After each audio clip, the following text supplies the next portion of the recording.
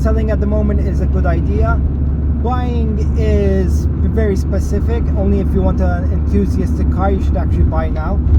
And that's why I decided to sell my 3 cars and buy now, not wait later.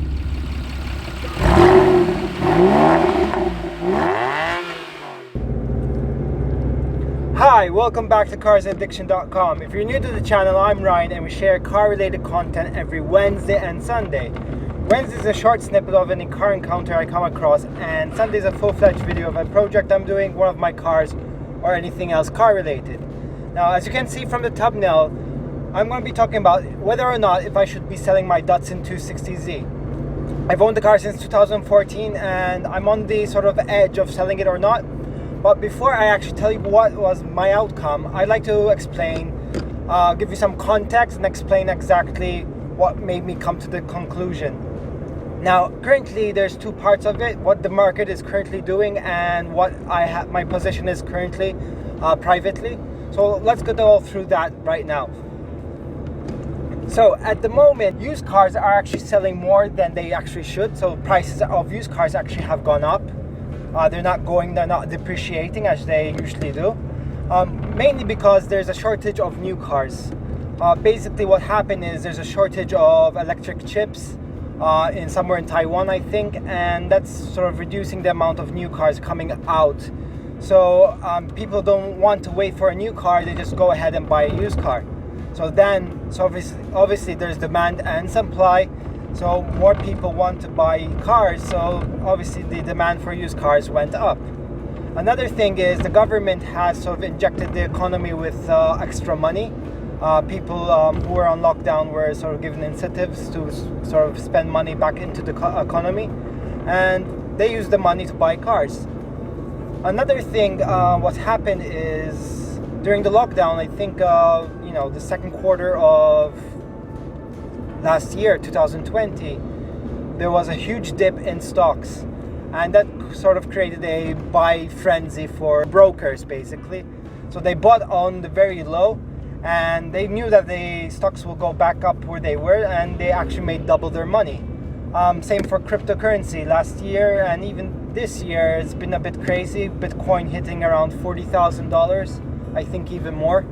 So with all these elements together, used cars actually have gone up in price. Now, is it a bubble? They suddenly just drop in price and make the fact that you should actually buy a car later and wait for everything to sort of clear out and sell any car you have right now to make the most of it? Well, it's true in some certain case. Now, cars, you have to think of them in 2 categories. There's those everyday cars that they serve a purpose, and there's the cars that are sort of a luxury, those enthusiastic cars, such as the Subaru Impreza, such as the Datsun 260Z, a Nissan Skyline, Honda NSX, a BMW M3, a Z3, a Z4. These are enthusiastic cars, and I believe that these cars, which actually stay stable in price, and time goes by, will go back up in price. There's no way these enthusiast cars will actually dip down in price. So if you're in the market for an everyday car, by all means wait until this bubble bursts.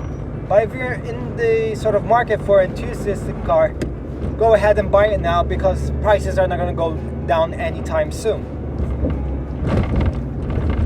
Now, let's speak about what I have planned privately. Now, early this year, I planned to actually sell 3 of my cars to buy 1 epic car.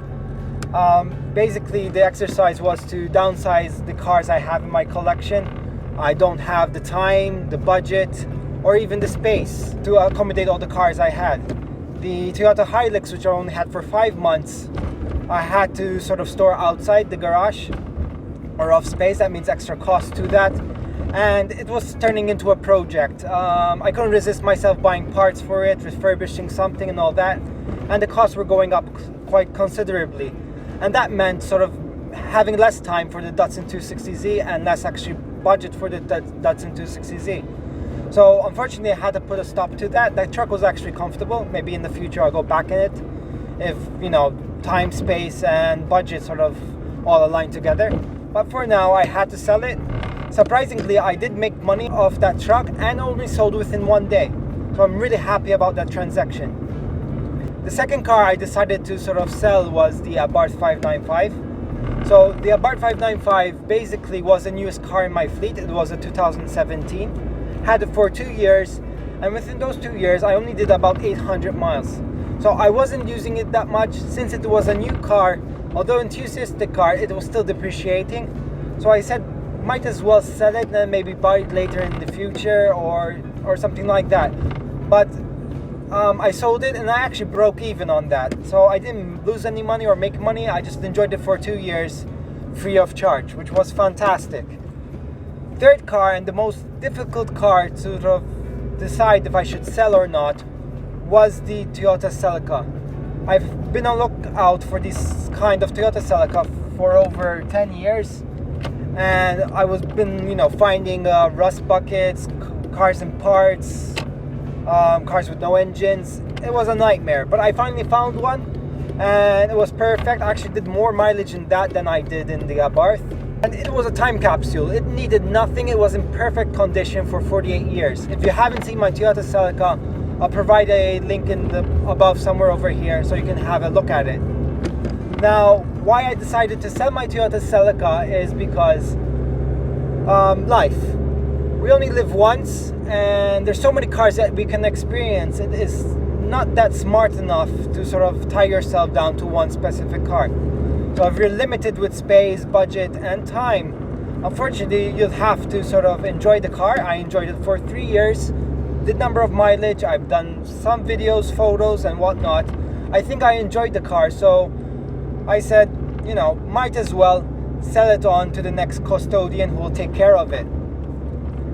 And that brings me back to the Datsun 260Z. I've owned the car actually longer than the Celica, but I never enjoyed it. It's always been in the garage. It's always waiting for something to be done to it and all that. I'm still waiting for spray. I've been ghosted several times by several sprayers, and I think I'm gonna take the sort of task on myself. Start the spray process on my own. More on that on the next video. So actually, I want to get the Datsun ready. The also reason I kept it was it's a resto mod. It's customized to my sort of personal taste, so it's going to be closer to my heart than a Toyota Celica, which was just bought. This one's customized. That's specific elements here and there that are unique. So it's going to be closer to my heart than any other car. That's why I decided to keep it. Plus, the Datsun is actually more, I would say, sought after, more expensive than a Celica, just because they're more rare in my part of the world. So rarity, resto mod, that means I'm going to be customizing it. That's why I decided to keep the car. Now, next videos, I'm going to be talking about the Datsun, hopefully get the ball rolling. I would like to see it on the road this year. It's a long promise to make, but I hopefully, get to it. And later on this year, you'll see the epic car that I had to sell these 3 cars for. Now, if you want to see all that, make sure you're subscribed and hit that notification button below just to be notified once those videos go live. Thanks for watching. Take care.